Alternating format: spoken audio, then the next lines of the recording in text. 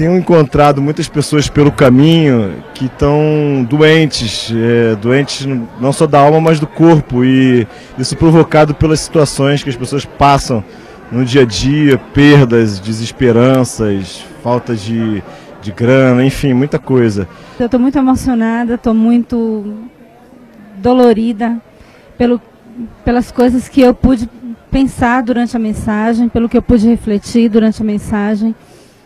E o que tem acontecido todo domingo é isso, eu saio daqui alimentada, a sensação que eu tenho é que eu saí de um banquete espiritual. Como a graça de Deus tem o poder de libertar não só a nossa alma, mas também o nosso corpo, nossa mente, o nosso coração, e nos deixar, sabe, mais leves na vida.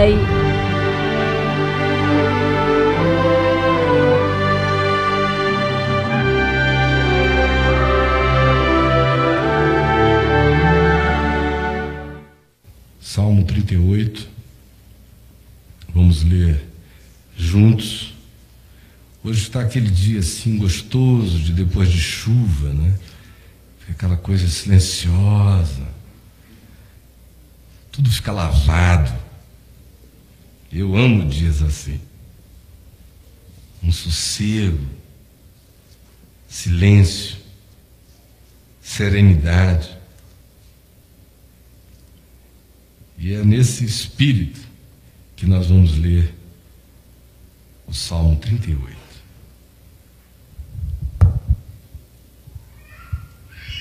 Não me repreendas, Senhor, na tua ira, nem me castigues no teu furor. Cravam-se em mim as tuas setas, e a tua mão recai sobre mim. Não há parte sã na minha carne por causa da tua indignação. Não há saúde nos meus ossos por causa do meu pecado. Pois já se elevam acima de minha cabeça as minhas iniquidades, como fardos pesados excedem as minhas forças. Tornam-se infectas e purulentas as minhas chagas por causa da minha loucura. Sinto-me encurvado e sobremodo abatido, ando de luto o dia todo. Ardem-me os lombos, e não há parte sã na minha carne. Estou aflito e muito quebrantado. Dou gemidos por efeito do desassossego do meu coração. Na tua presença, Senhor, estão os meus desejos todos, e a minha ansiedade não te é oculta. Bate-me excitado o coração, faltam minhas forças, e a luz dos meus olhos, essa mesma já não está comigo. Os meus amigos e companheiros afastam-se da minha praga, e os meus parentes ficam de longe. Armam ciladas contra mim os que tramam tirar minha vida. Os que me procuram fazer o mal dizem coisas perniciosas e imaginam engano todo dia. Mas eu, como surdo, não ouço, e qual mudo não abro a boca. Sou, com efeito, como quem não ouve, e em cujos lábios não há réplica. Pois em ti, Senhor, espero. Tu me atenderás, Senhor Deus meu. Porque eu dizia, não suceda que se alegrem de mim e contra mim se engrandeçam quando me resvala o pé, pois estou prestes a tropeçar, a minha dor está sempre perante mim. Confesso a minha iniquidade. Suporto tristeza por causa do meu pecado, mas os meus inimigos são vigorosos e fortes, e são muitos os que sem causa me odeiam. Da mesma sorte, os que pagam o mal pelo bem são meus adversários, porque eu sigo o que é bom. Não me desampares, Senhor, Deus meu, nem te ausentes de mim. Apressa-te em socorrer-me, Senhor, salvação minha. Amém. A gente, de uns 25, 30 anos para cá, foi introduzido de maneira popular a um tema que já vinha sendo estudado desde o século anterior ao que passou, mas que ganhou uma concreção científica, um respeito estatístico, uma constatação do ponto de vista experiencial, já da metade do século passado para cá, que é o tema das doenças psicossomáticas. Psicossomático significa aquilo que a psique, que a alma, em produzindo, em existindo nela, vira soma, vira carne, vira corpo. Então é o quanto que a alma pode afetar o corpo. E depois de um tempo, já no final da década de 70, se ficou sabendo que aproximadamente 80% a 85% das enfermidades que surgiam no organismo humano tinham influência ou eram produzidas a partir da alma, a partir da psique, ou seja, tinham natureza psicossomática. Isso, obviamente, não exclui uma quantidade imensa de agentes que se infiltram em nossos corpos, produzindo doenças e enfermidades. Mas até mesmo a presença poderosa de bactérias, de vírus, de micro-organismos danosos ao nosso organismo, precisam muitas vezes encontrar receptividade no nosso corpo, um sistema imunológico afetado, baixo, fragilizado. E, em geral, isso acontece também em função de desencontros da alma. Às vezes são coisas de efeito cumulativo. A gente vem sofrendo certas coisas há anos e anos e anos, e sempre achando que tudo sai na urina, sempre pensando que as coisas se resolvem, e elas não se resolveram. Apenas os sintomas ou as circunstâncias da nossa aflição diminuíram ou se foram. Mas a pulsão daquela agoniazinha foi ficando ali, e a ela vão se somando muitas outras. E com isso vem desencontros afetivos, relacionais, que acabam também fragilizando a gente. Perdas, dores, decepções, tristezas, todas essas coisas que viajam nos nervos da alma da gente e que não nos atravessam sem que nos deixem fragilizados a partir da própria interioridade, ou seja, a alma, com tudo aquilo que ela significa, cansa, adoece, desiste, desanima, se deprime, se infelicita, se entristece, e qualquer outra adjetivação que a gente queira para os fenômenos da interioridade e da alma podem ser agregados aos que eu acabei de mencionar. E com isto, o corpo da gente vai padecendo. Você leva um susto, o coração bate excitado.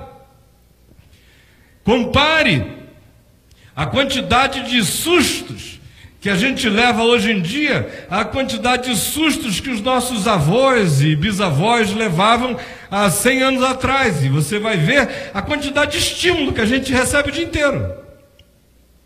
Você vem dirigindo um carro, dá uma freada na sua frente, o coração... Você está quase pegando um sono, um telefone toca, o coração... E a gente fica tudo achando sempre achando que isso é bobagem.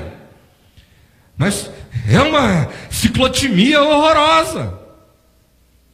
Você liga a televisão, o que antes significava apenas cantar de grilo da floresta, ou sapos nas suas sinfonias noturnas, hoje é aquela angústia do Jornal Nacional. Os vampiros estão atacando. Agora o nome já é até sanguessuga. Estímulo, estímulo, estímulo, estímulo, estímulo, decapitado. Agora no Rio esquartejam, PCC mata, é um inferno. Aí você vai para um canal de entretenimento científico, National Geographic, é apocalipse já. Aí você muda, Discovery, quero ver se estão descobrindo uma coisa nova, estão descobrindo que a vida está acabando. Aí você vai para o MTV, aí aquela coisa nervosa, todo mundo nervoso, a câmera nervosa, o papo nervoso, atrás é luz nervosa, tudo nervoso. Saia justa, desculpe, na maioria das vezes umas idiotas falando assim. Eu fico ouvindo aquilo ali, eu passo até de passagem, porque eu digo, pelo amor de Deus, pratiquem isso que é a receita da perfeita infelicidade. Aonde quer que você vá, é medo, é susto, é sobressalto, é pânico. A doença psicológica da moda é a síndrome do pânico, que nada mais é do que a doença do desamparo, na solidão, da falta de chão, do medo de que as estrelas caiam na cabeça da gente.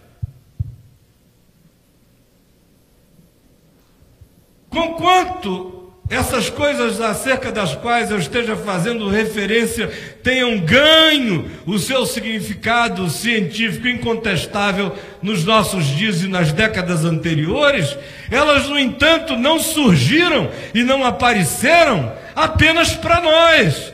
Nos nossos dias, elas se agravaram e se potencializaram num nível de uma exorbitação inimaginável.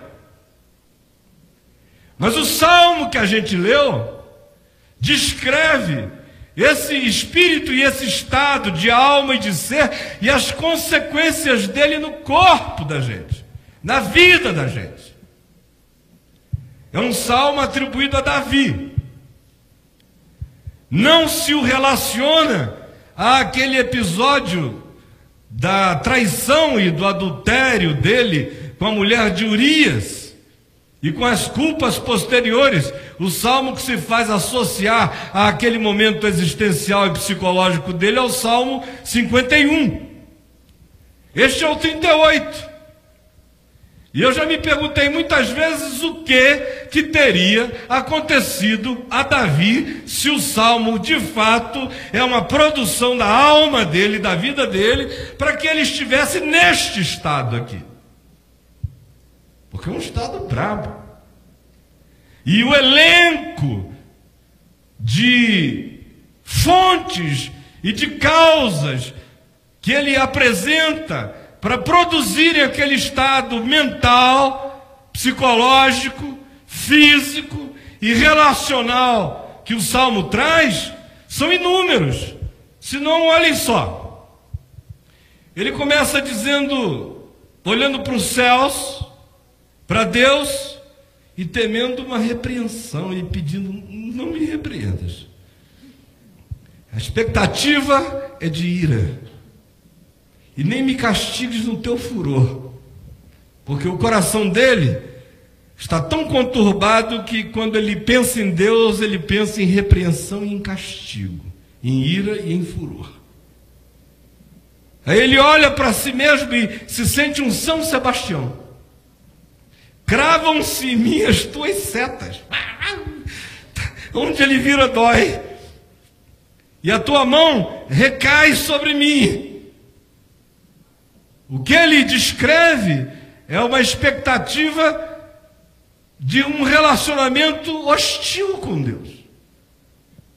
A mente dele tinha entrado num processo no qual falar de Deus, pensar em Deus, olhar para Deus, significava algo a evocar a ira de Deus e o castigo divino. Por quê?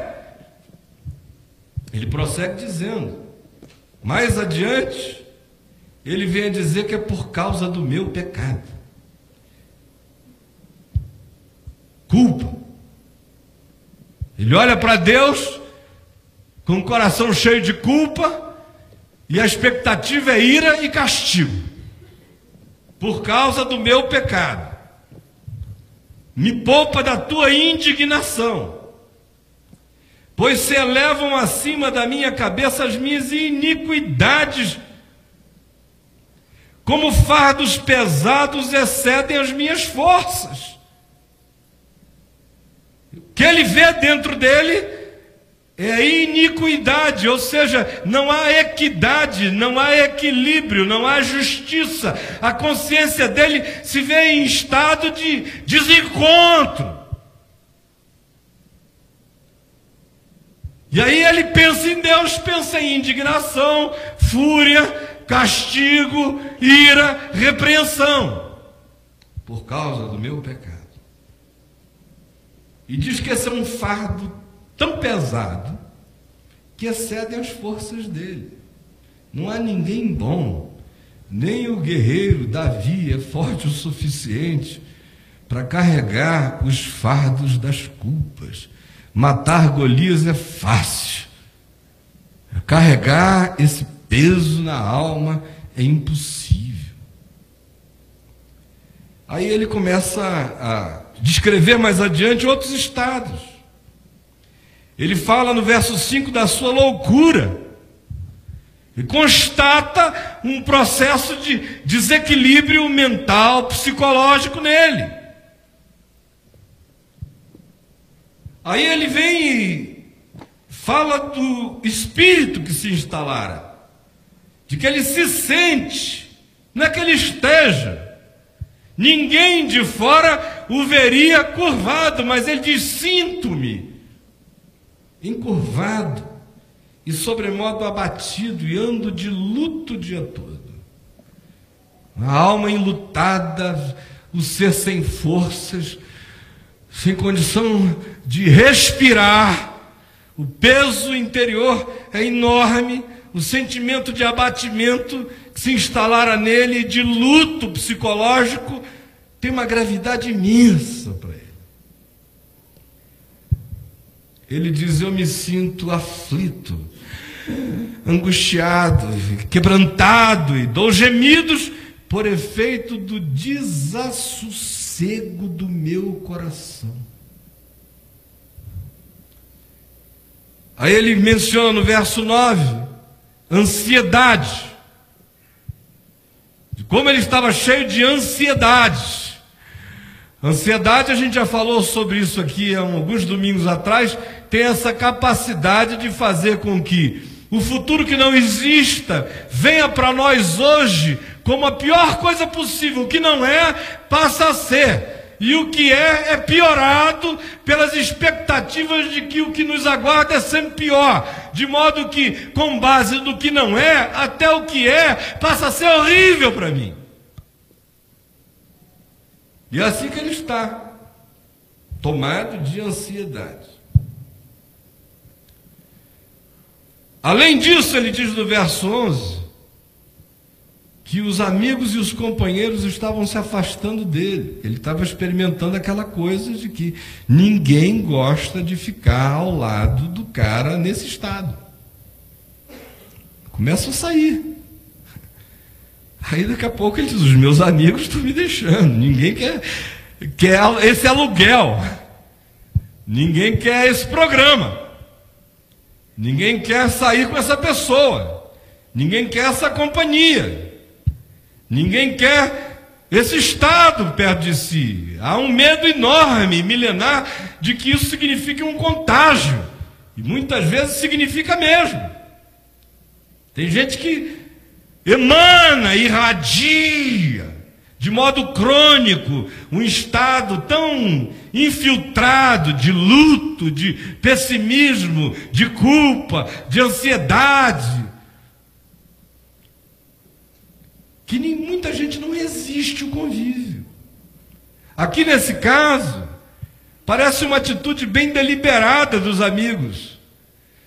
Parece que de fato havia inveja instalada no coração. O coração mais invejoso em geral é o do amigo. Porque ele Admira tanto que não pode ficar longe. Mas justamente porque admira tanto, muitas vezes não tendo um espírito firme, essa admiração se transforma em inveja. De modo que na hora em que ele vê o ser que ele admira fragilizado, ele aproveita para dar o dele. E ele dá pela ausência, muitas vezes.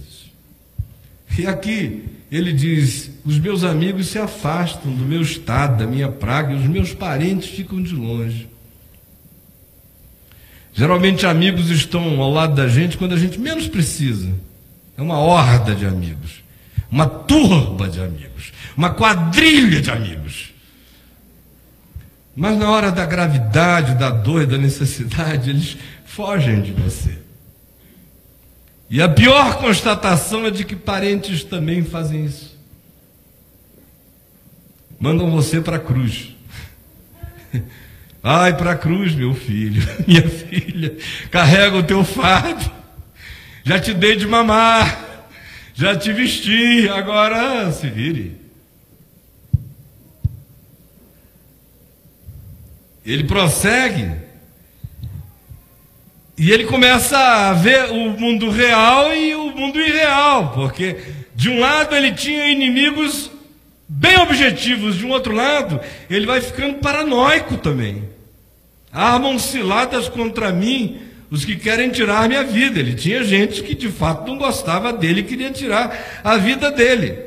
Mas esse já passa a ser um processo mental que, mesmo quando tem amparo na realidade, se você começa a declarar isso para você todo dia, o que é real se hipertrofia, aumenta e vira paranoia.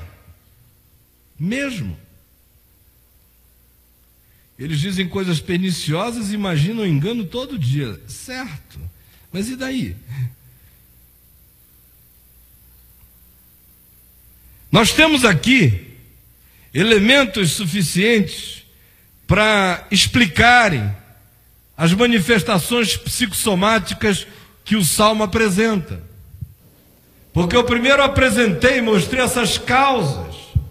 Culpa, que evoca uma relação temerosa com Deus, medo de indignação, fúria, castigo divino, por causa do pecado, da culpa. A angústia da iniquidade, que é mais pesada do que as forças para carregar. A mente vai perdendo o tino, a lucidez, o equilíbrio, as emoções vão ficando fragilizadas, o surto, a loucura se aproxima da gente.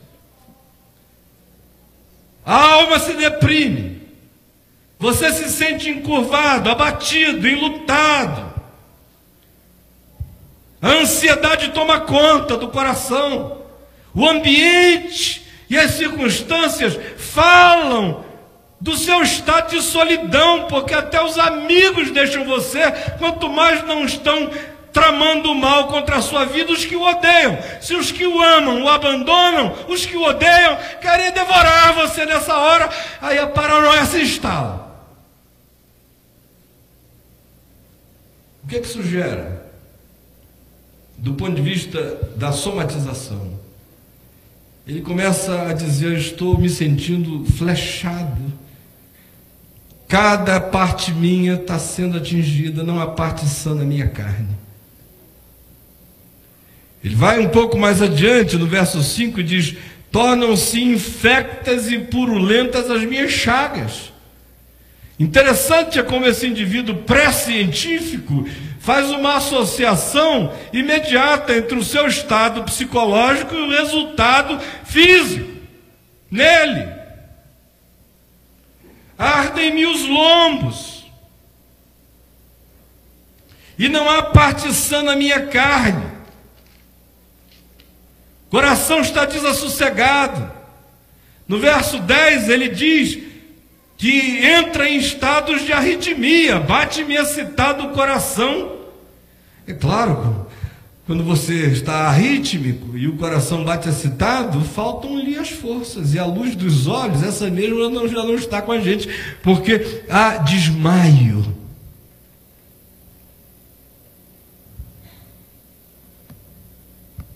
Bom, isto posto, eu queria dizer o seguinte: não há nada que faça mais mal a gente do que culpa. Nada. Culpa é o diabo. E só há uma solução para a culpa: constatação dela quando ela é real, porque se ela é fruto da minha iniquidade, eu preciso chamá-la pelo nome. Não posso fazer evasão, porque se eu me evadir da minha culpa, eu apenas adio a minha própria cura e agravo a minha doença.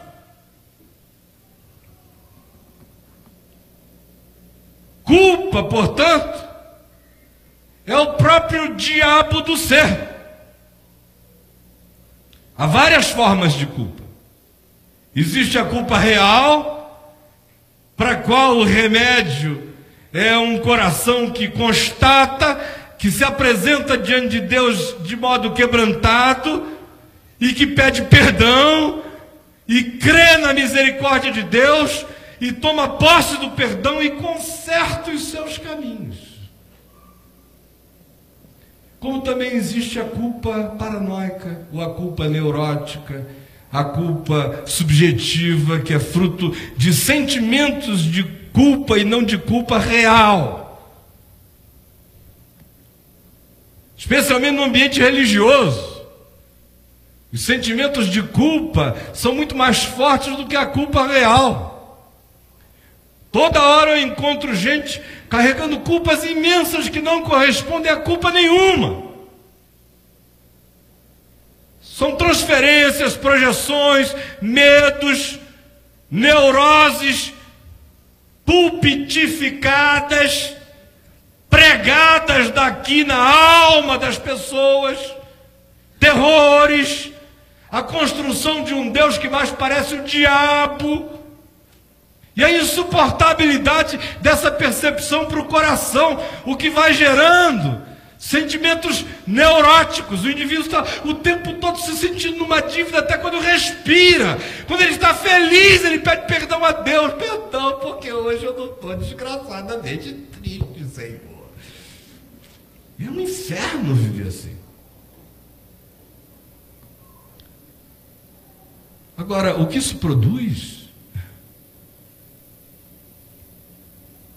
Cada um de nós aqui sabe, já teve experiência disso, mesmo que não tenha tido a cuidado de chamar isso pelo nome. Começa com culpa, a seguir ele descreve os sintomas psicológicos disso aí, a ansiedade, a tendência à depressividade, o enlutamento do ser, esse lugar escuro e lúgubre da alma, a perda relacional, o aumento dos perigos, os inimigos se tornam gigantes, o coração não suporta, a carne adoece, as feridas se inflamam, o sistema imunológico é bombardeado e a gente padece. É óbvio que nem tudo aquilo que é doença psicossomática é resultado de culpa. Estresse gera isso, pressões geram isso, circunstâncias angustiantes da vida, necessidades, ansiedades produzem isso, mas não tem nada mais poderoso do que a culpa. Durante anos, eu vi com os meus próprios olhos o significado da culpa e do que ela pode gerar na vida humana. Dentre milhares de histórias, há algumas que a mim sempre vem à memória de modo forte e vigoroso.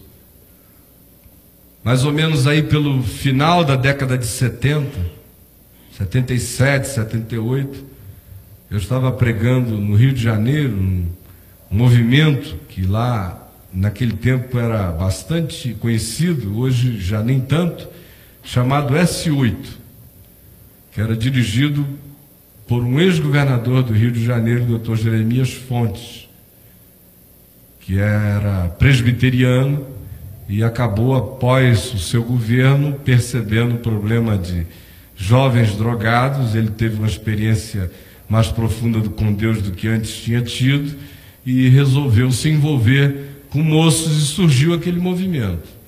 E eu estava num domingo à noite pregando lá, quando, ao final da reunião, o Dr. Jeremias me chamou e me falou de uma moça que lá havia, e ele disse: olha, é um caso que a gente já fez de tudo aqui, e como lá em Manaus você e seu pai estão tão diretamente ligados a problemas dessa natureza, será que você não quer levar essa moça para Manaus para ver o que acontece? Aí eu levei a moça para Manaus, e ela devia ter uns 30, 32 anos de idade, parecia assim uma figurinha de um filme de terror, sabe? Ela estava igualzinho a menina do Pânico 2, está uma princesa perto dela. Ela estava um horror, a menina. Aí eu levei para Manaus. Cheguei lá e ela ficou morando na casa de meus pais. Eu era vizinho, assim, porta com porta. A casa dele era maior e era mais hospitalar do que a minha. E ela acabou ficando num quarto lá. Aí passou-se a primeira semana, ela não apresentou nada, ela só não falava. Um silêncio absoluto. Você perguntava as coisas a ela, era assim, de problema que na cervical ela não ia ter, porque era um exercício de ter. Mas não falava. Aí eu tive que fazer uma viagem para pregar numa cruzada de evangelização, naquelas coisas. E quando eu voltei, que eu entrei em casa, assim, 5 dias depois, já encontrei a minha mãe e disse: meu filho, que negócio é esse que você trouxe para cá? E olha que papai e mamãe eram mais do que escaldados. Aparecia todo tipo de possesso, de oprimido, lá era o dia inteiro. A cidade nos procurava, assim, como se fosse clínica de libertação espiritual. INPS de libertação, INAMPS. Aí eu falei: o que foi, mamãe? Que foi nada? A menina chora sangue, meu filho. Eu falei: o quê?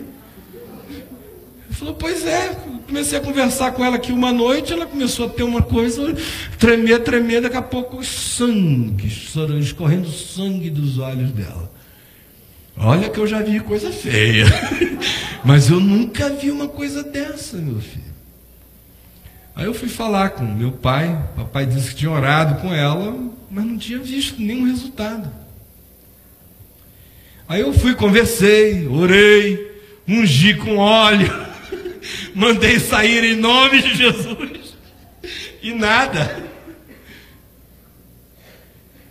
E eu ainda era muito novinho nessas percepções.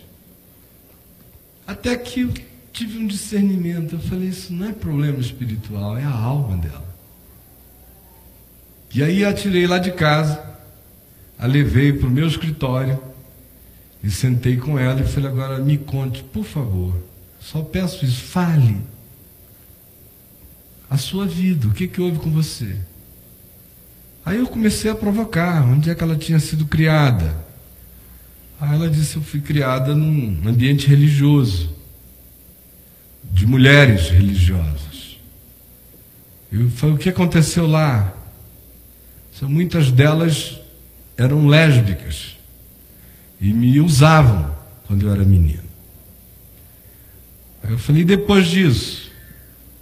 Senão eu saí de lá e fui para um outro ambiente religioso de homens. Eu falei: e aí? Aí eles me usavam. Eu falei: o que mais?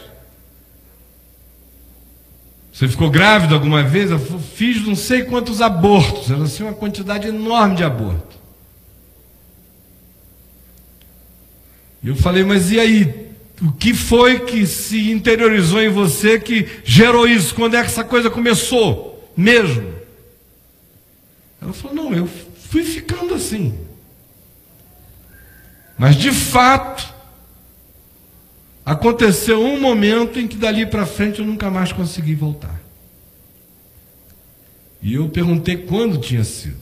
E ela disse quando grávida de um desses líderes religiosos, sacerdotes religiosos, morando e cuidando naquela casa de homens religiosos, ela ficou grávida de um deles, o que era normal, só que dessa vez ela decidiu não tirar o neném. E apertou a barriga como pôde. E escondeu a gravidez de todos até o final. E deu à luz sozinha. Só que quando o neném nasceu, que ela olhou para aquela criança e imaginou o que aguardava a criança, naquele sequestro dela mesma, naquele lugar do qual ela não conseguira sair jamais, ela disse, eu estou fazendo uma maldade com essa criança, e enforcou o filho até a morte. E não parou mais de chorar sangue. Toda vez que chorava era sangue. Parece filme de terror.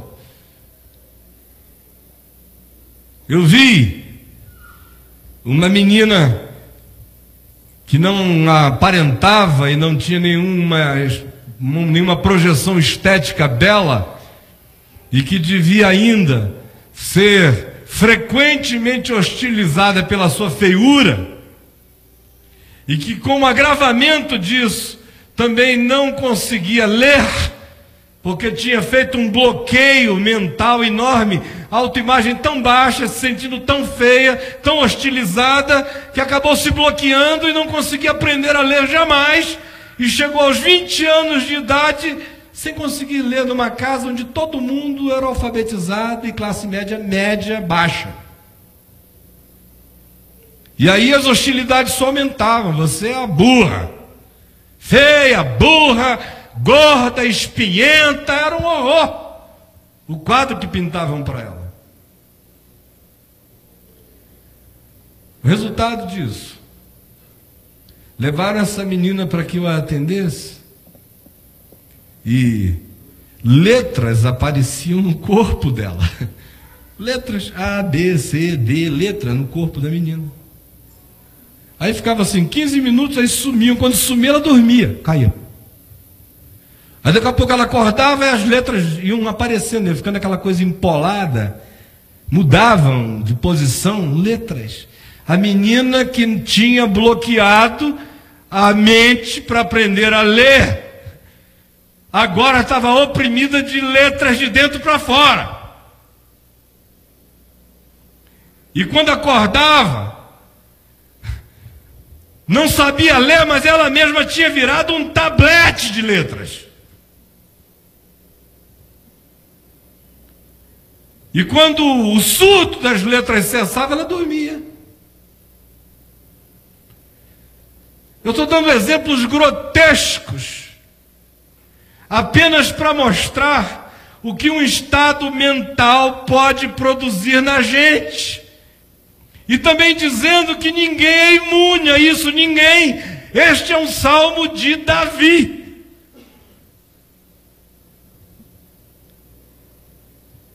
Afeta e pode desestruturar a gente de maneira gradual, paulatina, constante, insistente.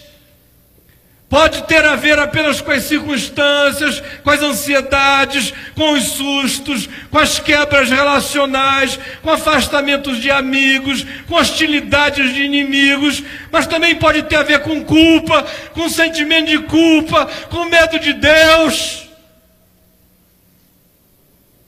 E os resultados são os mais variados. No caso dele, ele diz que se sentia adoecido na carne, na pele, nos ossos, no sangue. Feridas brotavam nele, purulentas. O estado interior era de abatimento, de encurvamento, de depressividade, e com ela uma ansiedade sufocante, um desassossego de alma, um coração taquicárdico, sensação de fraqueza e de desmaio, e o peso das agonias ele já não podia mais levar, e ainda havia o agravamento de que a autoleitura que ele fazia é de que por baixo de tudo aquilo residia também iniquidade, por causa do meu pecado. Qual é a cura para isso? O Salmo, depois de descrever esse estado todo, de repente, introduz elementos de uma positividade que antes não havia na descrição. Depois que ele fala que o mundo inteiro dos relacionamentos dele está quebrado, tanto os amigos e parentes se foram como as hostilidades, e os inimigos se aproveitavam como abutres na carniça daquele estado dele. Ele diz: mas eu, como surdo, não ouço, e como mudo, não abro a boca, sou com efeito como quem não ouve, e em cujos lábios não há réplica. Essa primeira coisa é parar de ficar se relacionando com o mal. Ele se ensurdece para aquilo, para de ficar dialogando e respondendo e falando e alimentando aquele processo. Aí em seguida ele diz o seguinte: pois em ti, Senhor, espero, tu me atenderás, Senhor Deus meu. Ele tira a visão de si mesmo, do seu próprio umbigo, olha para Deus e em fé projeta esperança e chama a Deus não de meu inimigo, do irado contra mim, mas de Deus meu. Deus da minha vida. Aí ele se lembra, no verso 16, de algo que tinha agravado muito o seu estado, que era quando ele ficava pensando na alegria dos inimigos dele e de como os inimigos dele se engrandeceriam sobre ele pelo fato de que o seu pé estava a ponto de resvalar.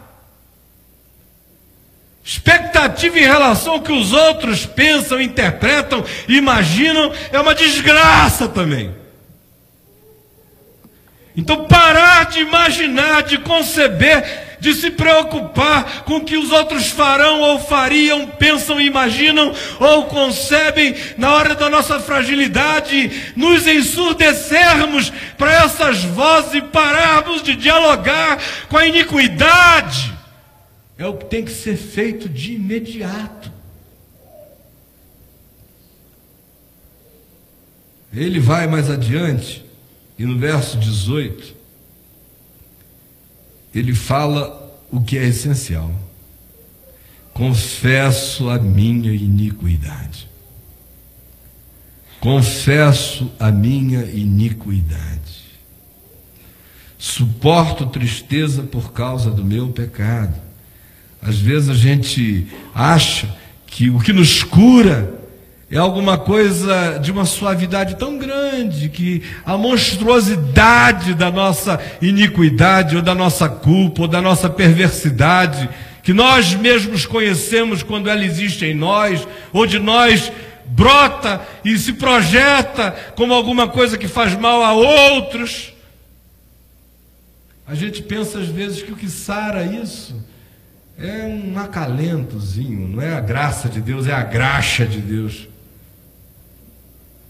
Eu disse outro dia aqui que culpa é uma bênção. Pobre do ser humano que perdeu a possibilidade da culpa. Ele fica cínico, ele se pedra.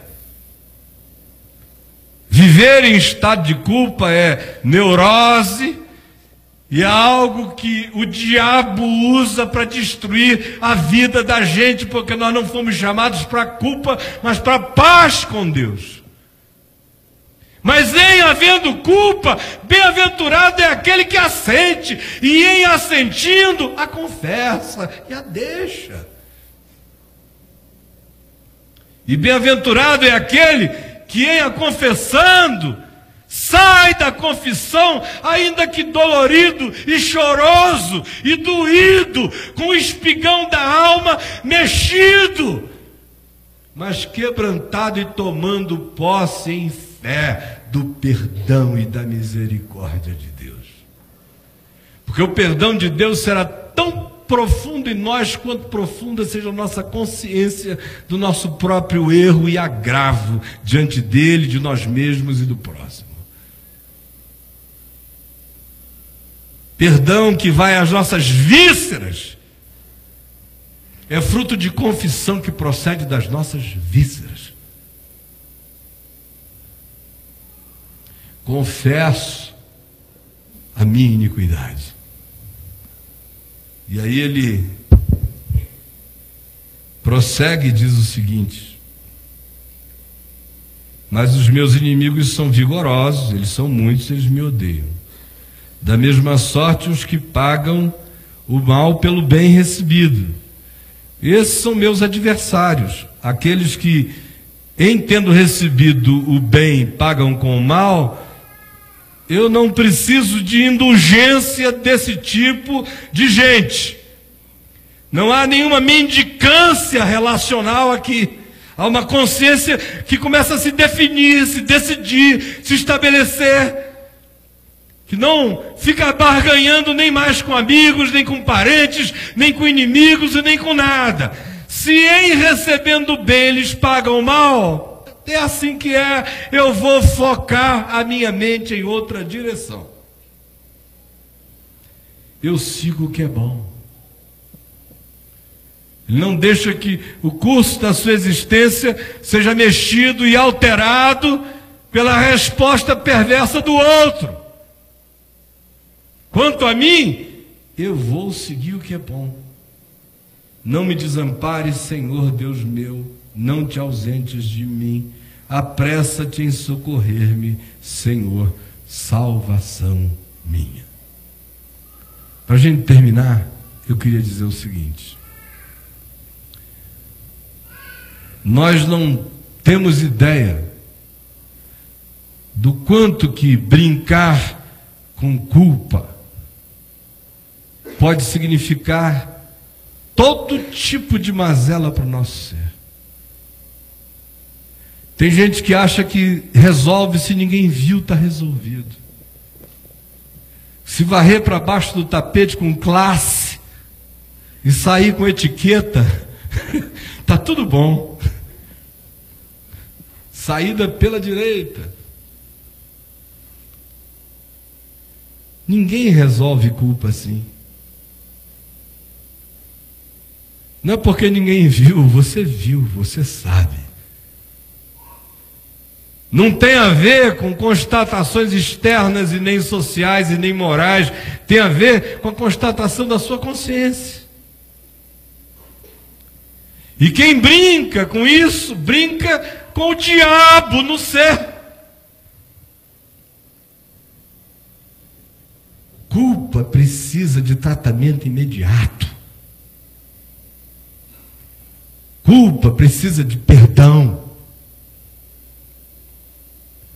Perdão para a culpa é fruto de confissão sincera. E a cura vem da apropriação em fé da graça de Deus. E a apropriação em fé da graça de Deus gera em nós a disposição de seguir o que é bom. Muda o caminho. Muda as ações. Tem gente que fica em fila de cura divina a vida inteira, recebendo unção com óleo. Aí o cara vem, eu quero uma unçãozinha. Aí você vem, você já fica se sentindo assim, aquele exorcista do filme, né? Dá vontade de já jogar água benta nas pessoas, que vai fazer até shh, quando bater na cabeça, shh, me benze. Passa um olhinho na minha testa. Aí você passa, né? Em nome do Pai, do Filho e do Espírito Santo. Aí ela vai toda encapetada, do mesmo jeito. Isso não cura. Isso é só disfarce. É só mentira religiosa para você não ir às vísceras do seu ser e tratar da essência da vida diante de Deus. O que cura tem a ver com abandono, com confissão e com certeza de que Deus não resiste à confissão de um coração quebrantado e contrito. Deus não aguenta, Deus não suporta. Deus diz: eu não aguento. E Deus está feliz com o fato de eu estar dizendo isso para vocês. De que Ele não suporta, de que Ele é absolutamente frágil diante de um coração quebrantado e contrito.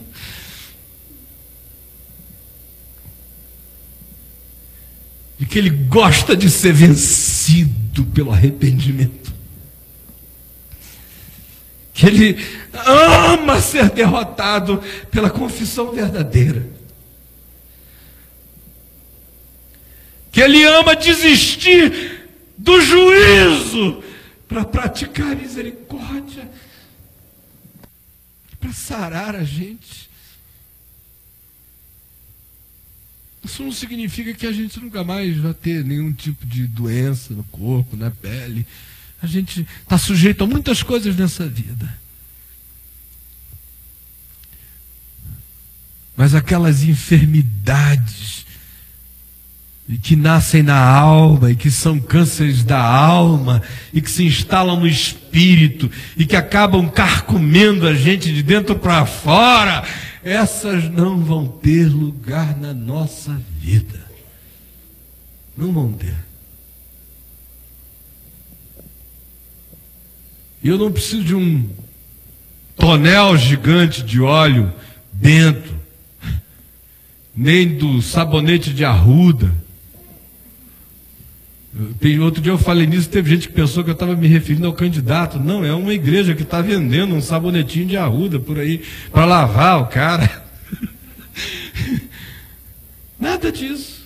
Aqui, olha, enquanto essa palavra da vida está sendo pregada, e o que está sendo anunciado aqui não é lorota religiosa, é palavra da vida. Enquanto ela está sendo pregada, o Espírito Santo está curando centenas. Agora aqui. Não precisa um super tonel de óleo ungido, não. É o Espírito que está fazendo isso. Quando a mente vai entendendo, o Espírito vai se iluminando, a alma vai discernindo, e em fé a gente vai se apropriando. O resultado começa a ser imediato. Na hora. As bombas vão sendo desmontadas. As arquiteturas arrebentadas vão ganhando forma de novo. O estado mental vai sendo alterado. A loucura e o surto vão dando lugar à lucidez. A amargura, a ansiedade, a culpa dão lugar à paz, à relacionalidade, ao desarmamento interior.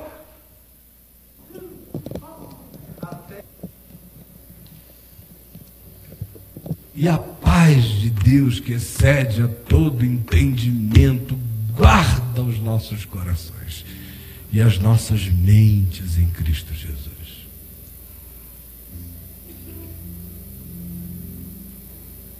E aí, curas divinas começam a acontecer. No corpo, na alma, no espírito, nos relacionamentos, nos desarmamentos. As nossas neuroses vão dando lugar à confiança, à paranoia, os pânicos externos exacerbados são curados pela certeza do cuidado de Deus. Tudo fica do seu próprio tamanho quando a gente anda em fé. O que cresce quando a gente anda em fé não são os inimigos nem as adversidades. O que se torna enorme são as coisas que se esperam e os fatos que se não veem. bons de Deus para nós, todos eles. Eu acho que eu já disse o que tinha que ser dito como palavra de vida do Evangelho para você hoje à noite. O resto é com você. Falei para qualquer criança entender. Guarde no coração, tome as suas decisões. Vamos ficar em pé. Ninguém saia, nós vamos orar juntos. E eu queria convidar a todos aqueles que sentem que de uma maneira muito peculiar, particular, profunda, personalizada, pessoalizada, insistentemente própria, ouviu a voz de Deus para si hoje à noite, e que vive de algum modo essa experiência hoje, e que tenha em fé tomado consciência da verdade e esteja com a disposição de seguir o que é bom. Eu convido você a sair do seu lugar e a vir até aqui à frente, enquanto a gente canta, para orarmos juntos em nome de Jesus.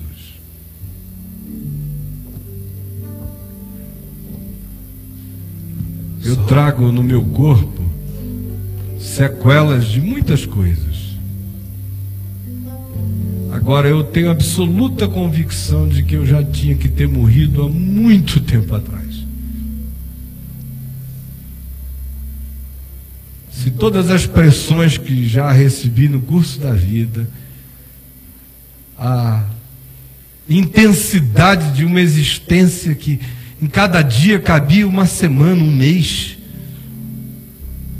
em cada mês cabiam anos, em cada ano décadas, e pressões e demandas de todos os tipos, e depois adulações e expectativas inumanas, e depois projeções e perseguições absolutamente perversas, e depois desconstruções de todas as naturezas e perdas e dores de todos os aspectos. Era para eu já ter ido há muito tempo. Tem gente que com 5% disso se arrebenta todo. Eu sei que a diverticulite que eu carrego aqui é sequela disso, mas podia ser um câncer que já teria me levado há muito tempo. Eu sei que isso e essas coisas não me esmagaram, não acabaram com as minhas emoções, não me esfacelaram a possibilidade da esperança, da alegria, da fé, da continuidade, da vontade de seguir. Só porque, pela misericórdia de Deus, nenhuma delas encontrou um ninho em mim. Elas resvalaram, elas bateram, elas açoitaram, mas elas não têm morada. Não têm morada. Nem os elementos exteriores e nem os interiores. E culpa a gente resolve diante de Deus com confissão, com verdade. E aí a gente toma posse e a gente esfrega na cara do diabo. Olha nos olhos dos homens sem medo. E a gente caminha perdoado. Inimigos são problema deles mesmos. As nossas noites são nossas e de Deus. Nosso coração é nosso e de Deus. O desamor de ninguém vai ter poder de fazer você deixar de amar.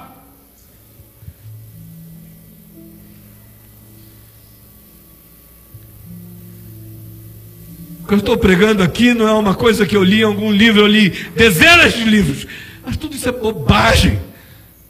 O que eu estou dizendo a vocês é uma coisa que eu sei da vida e de Deus nela, e da palavra da vida como cobertura e livramento para o meu próprio ser, e pela experiência de ter visto durante anos e anos e anos o que o perdão pode fazer curando a alma e o corpo da gente.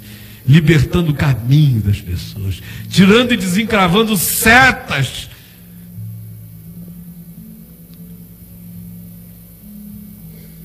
pondo o ser ereto.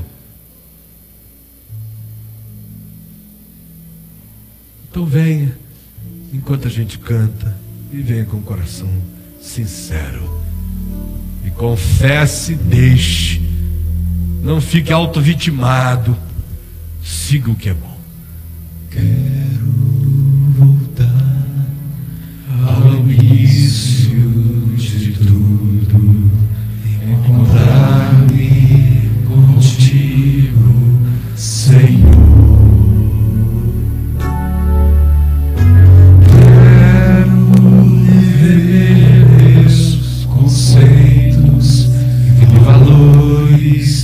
Eu quero reconstruir, vou regressar ao caminho, vou ver as primeiras obras, Senhor.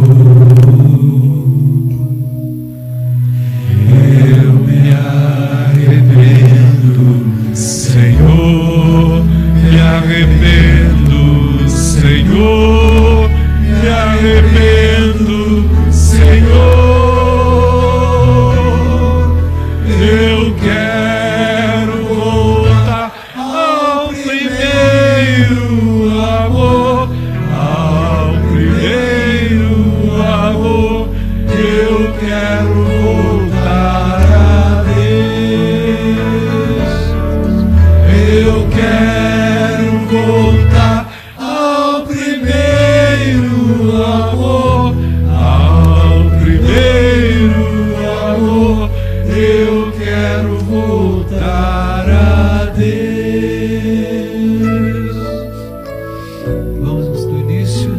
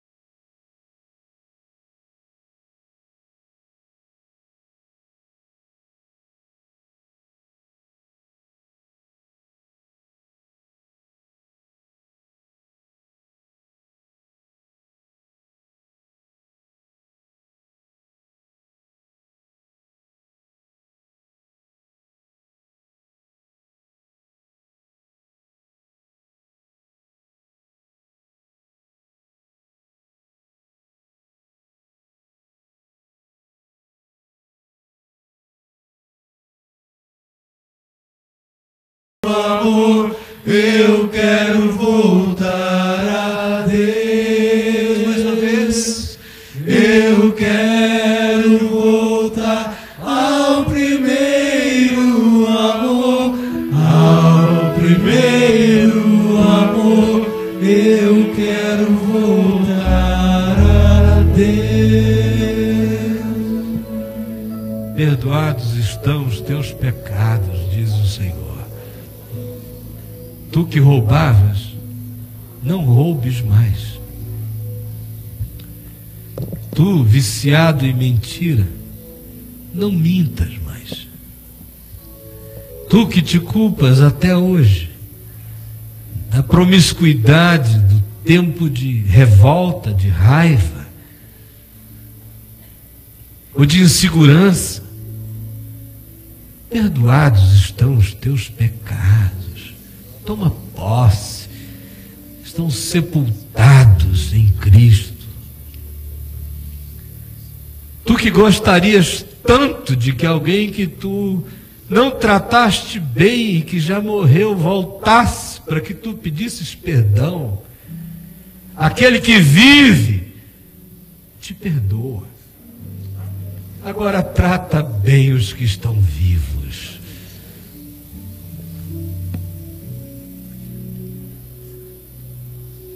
Tu que conheces a tua iniquidade, como tu és iníquo com algumas pessoas e perverso, abandona a perversidade, escolhe fazer o bem, deixa a mesquinharia, abraça a generosidade e sabe que perdoar é de Deus. Guardar ódio é do diabo. Escolhe o teu caminho. E mais sabe que o prazer de Deus é perdoar a todo aquele que se achega a Ele quebrantado. E Ele perdoa e Ele cura. Ele quer curar o caminho de cada um de nós, caminho interior e exterior.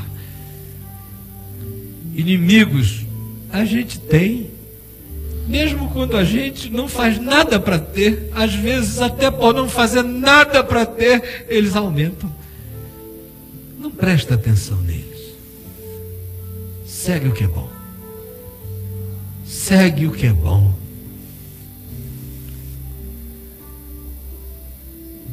Expulsos estão todos os fantasmas, os demônios de acusação na tua mente. Estão silenciados porque o escrito de dívidas que havia contra ti foi rasgado e encravado na cruz. Recebe com seriedade o perdão. Toma posse pela fé aqui, agora, já. Não tem mais diálogo com a culpa. Ela já era no sangue de Jesus. Agora levanta, toma o teu leito e anda. Vai para a tua casa, volta para os teus, em perfeito juízo, com a alma em paz. Desencurva o teu ser, ergue a cabeça, olha para o céu. De lá não virá indignação, de lá vem graça e misericórdia. É do céu turvo da tua alma angustiada que vem os trovões e os relâmpagos que parecem ser a ira de Deus. Se Deus se irasse contra qualquer um de nós, a gente seria extinto. O prazer dele é nos cobrir com misericórdia e graça. Toma posse disso. Recebe a cura para o teu espírito, para a tua alma. E que tudo aquilo que seja decorrência direta das confusões da tua alma no teu corpo, que esses males sejam removidos em nome de Jesus. Que a paz do teu coração seja saúde para os teus ossos, para a tua pele, para o teu sangue, para os teus órgãos. Em nome de Jesus. Amém e amém. Meu irmão, minha irmã, vá em paz. Que o Senhor nos abençoe e nos guarde. Que o Senhor faça resplandecer o seu rosto sobre nós. E que o Senhor tenha misericórdia de nós. Que o Senhor sobre nós levante o seu rosto e nos dê paz. E uma boa semana.